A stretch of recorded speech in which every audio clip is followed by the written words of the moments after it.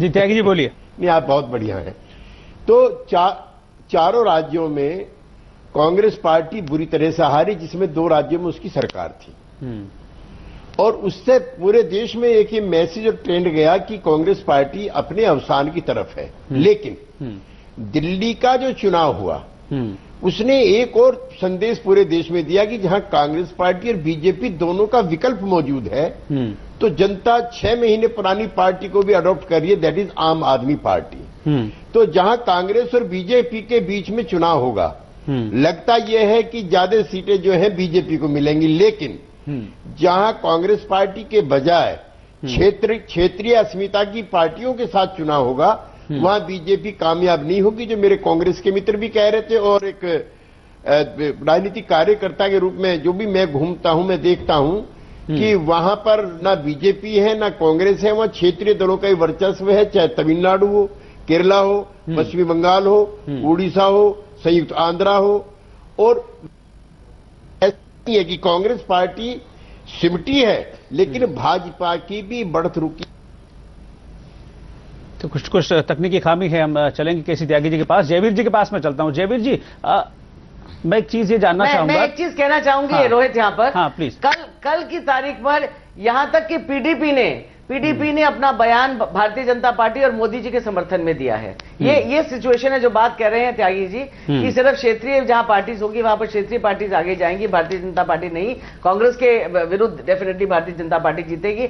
आप ये भी देख ले कि पीडीपी जैसी पार्टी ने मोदी जी का पूरा समर्थन करते हुए कल सामने आगे आ गए हैं। जहां तक तमिलनाडु का सवाल है, वहां 5 रीजनल पार्टीज आज की तारीख में भारतीय जनता पार्टी से जुड़ गई हैं। ये स्थिति भारतीय जनता पार्टी की है, जहां पर मैं क्लैरिफाई करना चाहता हूं और कुछ जी कहीं भी कोई नेगेटिव नहीं आए। मैं इस पर पीडीपी के प्रमुख मुफ्ती मोहम्मद सईद से मेरी आज सुबह मेरी बात हुई है जी। उन्होंने कहा है कि जो अटल बिहारी वाजपेयी के नेतृत्व वाला एनडीए था, वो कश्मीर की समस्याओं के लिए ज्यादा संवेदनशील था बजाय आज के यूपीए के नेतृत्व के मुकाबले में। उन्होंने नहीं कहा कि श्री नरेंद्र मोदी अच्छे प्रशासक हैं, धर्मनिरपेक्ष हैं या कश्मीर के लिए ज्यादा चिंतित।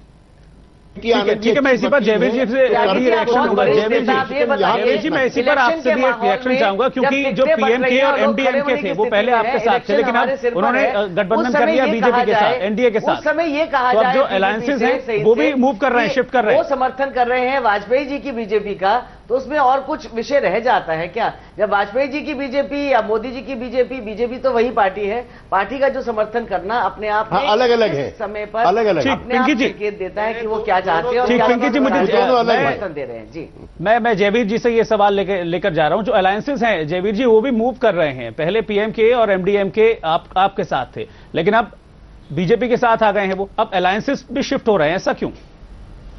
क्या उनको भी कुछ ऐसा ही दिख रहा है? रोहित जी, मैं आपके सवाल का उत्तर दूंगा। उससे पहले 2 बातें। बीजेपी को कहीं ये भ्रम हो गया है कि नरेंद्र मोदी सारी 540 सीटों पे अकेले ही लड़ रहे हैं, इसलिए उनके अपनी लीडरशिप का कोई महत्व नहीं है। दूसरा, वो ये चुनाव किसी नीति योजनाओं पे नहीं लड़ रहे, वो एक व्यक्ति विशेष और पद विशेष। नरेंद्र मोदी रैली पे जाते हैं कि मैं प्रधान, आप पिंकी जी मुझे पूरा करने दीजिए, कि मैं प्रधानमंत्री बन रहा हूं, जादू की छड़ी लेके आऊंगा, सब ठीक हो जाऊंगा। अरुण जेटली अमृतसर गए हैं, उन्होंने कुछ नहीं बताया प्राइस राइज इन्फ्लेशन कैसे कम करूंगा इकोनॉमिक रीजंस पे, पर उन्होंने एक बोगी छोड़ दी डिप्टी पीएम। कल को राजनाथ सिंह कहेंगे मैं होम मिनिस्टर। तो ये जनता को ये मत बताएं कि ये आगे जाके कौन सा मंत्रालय संभालेंगे, ये बताएं कि आप fiscal deficit, current account deficit, price rise, inflation, क्या 5 इकोनॉमिक स्टेप्स लेंगे उससे कम होगी। तीसरा, आपने प्री पोल अलायंसेस की बात की। हम सबको एक बात समझना चाहिए, कांग्रेस के लिए प्री पोल अलायंस एक नेसेसिटी नहीं है, क्योंकि हमारी पैन इंडिया प्रेजेंस बीजेपी से कहीं ज्यादा है। बीजेपी के लिए प्री पोल अलायंस एक नेसेसिटी है, एक जरूरत है। उसके बाद आप अगर आंकड़े देखिए, 2009 में कांग्रेस पार्टी 440 सीटों पे लड़ी थी, 350 पे नंबर 1 और 2 पे आई थी। भाजपा 443 पे लड़ी थी, सिर्फ 206 पे 1-2 थी। ऐसी 300 सीटें लोकसभा सीटें जब बीजेपी की प्रेजेंस ही नहीं है। इस बार भी 2014 में सिर्फ 140 ऐसी सीटें हैं जहां Congress versus BJP direct fight है, बाकी कांग्रेस वर्सेस रीजनल पार्टीज है।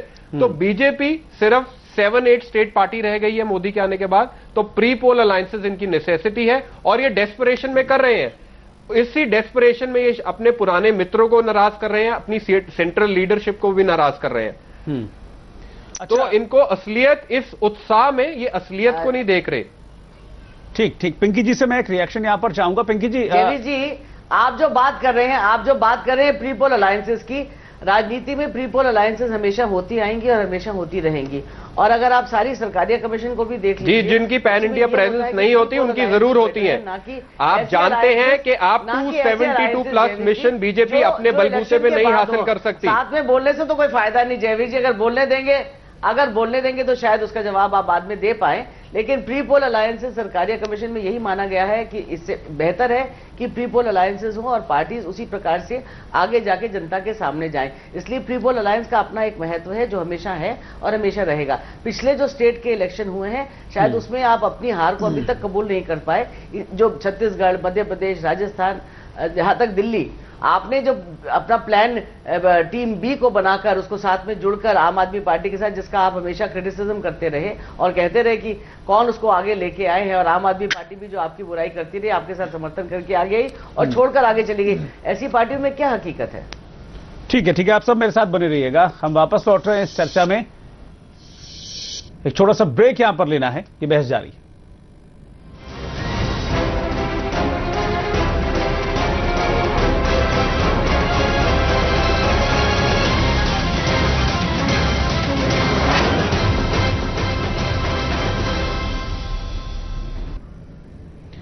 ब्रेक के बाद आपका स्वागत है।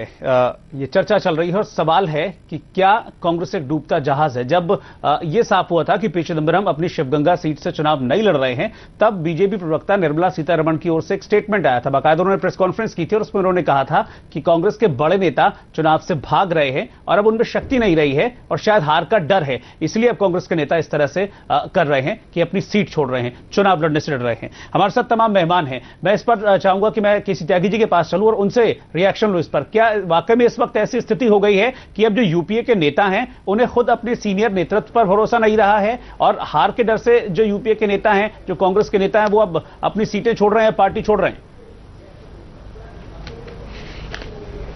देखिए, जैसे मैंने पहले आपसे जिक्र किया कि जो 4 राज्यों के चुनाव के नतीजे आए, उसके बाद जरूर कांग्रेस पार्टी के अंदर ये स्थिति बनी कि शायद ये अब जिताऊ पार्टी नहीं बची है।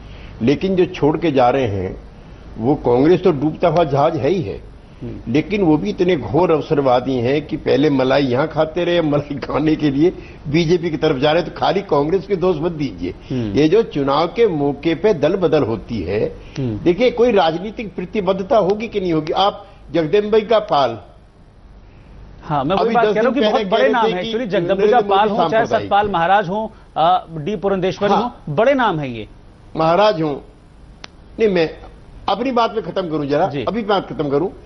चंद्रबाबू नायडू हमारे साथ ही यूनाइटेड फ्रंट में, और हम अटल जी के नेतृत्व में सब साथ थे। सबसे पहले 2004 का चुनाव हारने के बाद चंद्रबाबू नायडू ने कहा कि मेरी जिंदगी की सबसे बड़ी गलती एनडीए ज्वाइन करने की थी। अब वो फिर पुनः नरेंद्र मोदी जी के साथ प्लेटफॉर्म शेयर कर रहे। तो ये पॉलिटिकल अपॉर्चुनिज्म का दौर है। राजनीति, आप बहस इस पर कीजिए कि राजनीतिक दलों के अंदर राजनीतिक प्रतिबद्धता का अभाव क्यों हो गया। क्या कोई आदमी सेकुलर रातों रात कम्युनल बन जाएगा, कोई कम्युनल आदमी रातों रात सेकुलर बन जाएगा? तो ये जो तमाम नारेबाजी देश की राजनीति में हो रही है, क्या पॉलिटिकल पार्टीज के अंदर प्रशिक्षण का काम समाप्त हो गया है? क्या कोई राजनीतिक विचारधारा नहीं बची है? क्या विनेबिलिटी ही एकमात्र क्राइटेरिया रह गया है? क्या सत्ता में जाना ही जिंदगी का एकमात्र लक्ष्य रह गया है? जो पुराने कार्यकर्ता थे, जिंदगी में उनको टिकट नहीं मिलता था तो भी पार्टी के साथ जुड़े रहते थे, क्या वो प्रतिबद्धताएं अब समय के साथ नहीं बची हैं? तो इस हमाम में हम तो सब किस तरह के प्रोस्पेक्ट्स देख रहे हैं आप? कोई पार्टी का कोई नेता कहे,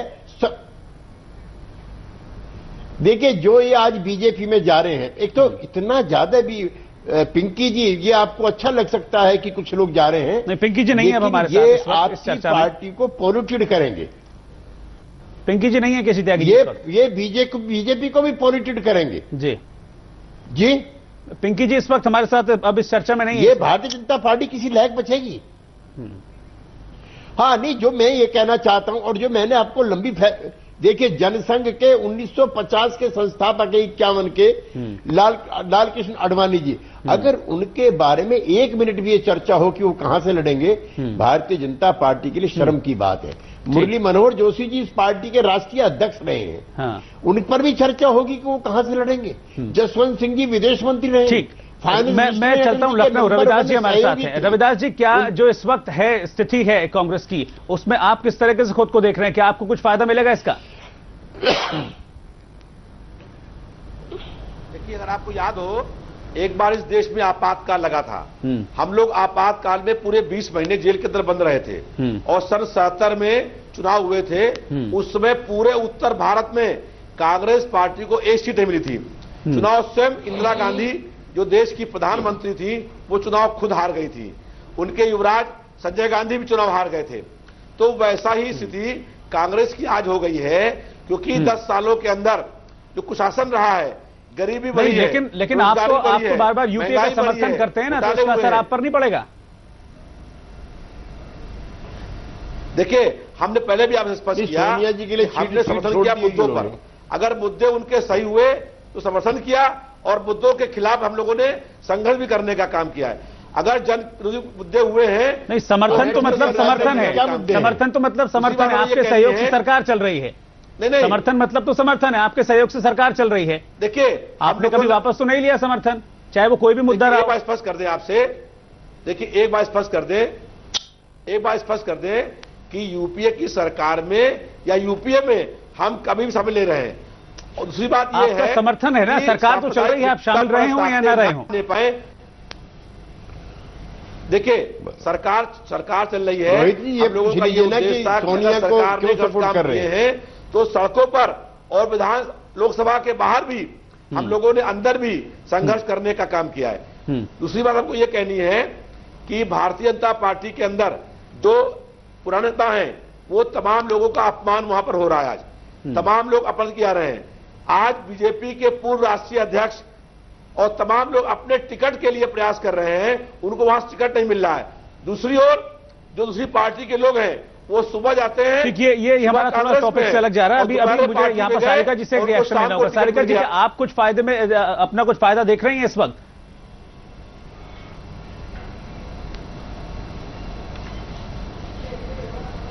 जी, बिल्कुल। जिस तरीके से कांग्रेस का जनाधार हर दिन कम हो रहा है, तो डेफिनेटली एक आम आदमी पार्टी को लोग वैकल्पिक पार्टी के रूप में मान रहे हैं, और हमें इस पे बिल्कुल फायदा मिलने वाला है। पूरी की पूरी जनता हमारे साथ है, समर्थन दे रही है, और मुझे पूरा यकीन है कि हमें इसका पूरा का पूरा फायदा मिलेगा इस बार। जी, केसी त्यागी जी, मैं अब आपके पास आ रहा हूं। आप इस पैनल में सबसे सीनियर हैं। मैं आपसे ये जानना चाहूंगा, ये जो परिस्थितियां हैं इस वक्त, जो मौजूदा हालात बने हुए हैं, ये क्या अब फ्यूचर प्रोस्पेक्ट्स दे रहे हैं? क्या आपका आकलन है? देखिए, एक तो ये घोर राजनीतिक अवसरवादिता का दौर है, और भारतीय जनता पार्टी के लिए अफसोस की बात यह है, जो सहिष्णुता की, असहमति के मुद्दे हों, तो भी जो अटल जी के समय में जो राजनीति शुरू हुई थी, वो डेमोक्रेटिक ट्रेंड्स, असहमति के बाद भी साथ रहो, सब तरह के फ्रेंड्स के साथ मिलकर बातचीत करो, वो भारतीय जनता पार्टी में कम हो रहा है। और कांग्रेस पार्टी अपने अवसान की तरफ है। लेकिन जो सामने आ रही है भारतीय जनता पार्टी, जिन इरादों के साथ, जिन नारों के साथ, वो नेतृत्व भी देश के एक बड़े वर्ग को विचलित करने वाला है। तो नेतृत्व ऐसा होना चाहिए, जो हमने पहले भी कहा था, ये बहुधर्मी बहुभाषी देश है, बहुलतावादी देश है। ठीक, इसका नेतृत्व ऐसे नरम मिजाज के लोगों के हाथ में होना चाहिए, जो सभी धर्मों बिल्कुल। ना तो आपने कांग्रेस को छोड़ा, ना आपने बीजेपी को बख्शा। कांग्रेस अवसान की ओर है, यानी कि वही बात जो हमारा बेसिक सवाल जो शुरुआत में हमने उठाया था कि कांग्रेस एक डूबता जहाज है। केसी त्यागी जी भी यही बात कर रहे हैं। मैं आपके पास आ रहा हूं जयवीर शेरगिल जी, कुछ सवाल हैं मेरे, मैं चाहूंगा कि आप उन पर रिएक्शन दें। 5 सवाल है, वक्त की कमी है, लेकिन मैं चाहूंगा कि आप फटाफट उन पर अपना रिएक्शन दें। सबसे पहला सवाल कि क्या कांग्रेस की हार के डर से जो पार्टी के बड़े नेता हैं वो पार्टी छोड़ रहे हैं? बिल्कुल नहीं, उनका अपना सेल्फिश गोल और एम्बिशन है। उनको हमारी शुभकामनाएं हैं, और अफसोस है बीजेपी के उन वरिष्ठ नेताओं से जिनकी ऐसी बेइज्जती हो रही है और उनके भीष्म पितामह को दरवाजे पे लाके खड़ा कर दिया है। तो कोई उनको आपको याद दिलाना चाहूंगा 2003 में भी 3 राज्यों में कांग्रेस हारी थी। 2004 आप जो है पार्टी छोड़ने वाले नेताओं पर सवाल उठा रहे हैं, क्या सीट लाएंगे? मैं वही कह रहा हूं कि आप पार्टी नेताओं पर सवाल उठा रहे हैं, क्या वो लालची हैं, मौका परस्त हैं, ये कहना चाह रहे हैं आप? जी, जो अभी दिख रहा है मैं बिल्कुल वो अपॉर्चुनिस्टिक पॉलिटिक्स में है कि जैसे वो छोड़ के जाते हैं 4 घंटे बाद उनको बीजेपी से टिकट मिल जाती है। हाँ, तो यही चीज क्या तो मोदी का आकर्षण राहुल से ज्यादा है? इसका मतलब मोदी का आकर्षण राहुल से ज्यादा है? कोई आकर्षण की इसमें बात ही नहीं है। वो जानते हैं कि मोदी आज डेस्परेट सिचुएशन में है, उनको सिर्फ पीएम पोस्ट दिख रही है। वो पोस्ट पाने के लिए वो किसी भी हद तक जा सकते हैं, अपनी आइडियोलॉजी कॉम्प्रोमाइज कर सकते हैं। राहुल गांधी आपके अभियान को लीड कर रहे हैं जयवीर जी, अपनी आइडियोलॉजी, माफी चाहूंगा कि मैं आपका जवाब काट रहा हूं। राहुल गांधी जी अभियान को लीड कर रहे हैं, तो क्या राहुल गांधी का जो प्रबंधन है, जो व्यक्तित्व है, वो रोक पाने में सक्षम नहीं है अपने नेताओं को? जी देखिए, पहले तो बात जो लोग सिर्फ इतनी शॉर्ट साइटेडनेस और एक सेल्फिश रीजन है, हम उनको रोकना भी नहीं चाहते। पहले तो मैं बात ये क्लियर कर दूं, जैसे त्यागी जी ने कहा वो कल को बीजेपी में जाएंगे, उनको कहीं और अच्छा मिलेगा, वो बीजेपी से भी छोड़ के आगे चले जाएंगे। सबसे बड़ा सवाल, क्या कांग्रेस मन ही मन हार स्वीकार कर चुकी है? पार्टी के नेताओं के बीच मैसेज है कि अब कुछ होने वाला नहीं है, इसलिए चलो यहां से? बिल्कुल नहीं। आप देखेंगे कि कांग्रेस पार्टी पिछली बार से भी ज्यादा अच्छा करेगी, क्योंकि हम अपनी नीति और योजनाओं पे लड़ रहे हैं। अगर कुछ कमियां रह भी गई हैं, हमें वो कमियां पूरी करने की सरफरोशी है और हमारे पास एक कॉन्क्रीट एक्शन प्लान है। हम सिर्फ कोई व्यक्ति विशेष या पद विशेष। बहुत बहुत शुक्रिया आपका जयवीर जी, पूरे पैनल का हमारे शुक्रिया। आप सभी हमारे साथ जुड़े, आप सबने वक्त निकाला इस चर्चा में शामिल होने के लिए। सबसे बड़ा सवाल यही है कि क्या देश को जवाब मिला? तमाम बातें हमने सुनी, लेकिन सबसे बड़ा सवाल जो है इस सवाल के साथ वो यही खड़ा होता है कि अगर सब कुछ ठीक है कांग्रेस में, तो फिर ऐसी क्या परिस्थितियां हैं कि कांग्रेस के 25 साल 40 साल पुराने साथियों को भी अब कांग्रेस छोड़नी पड़ रही है।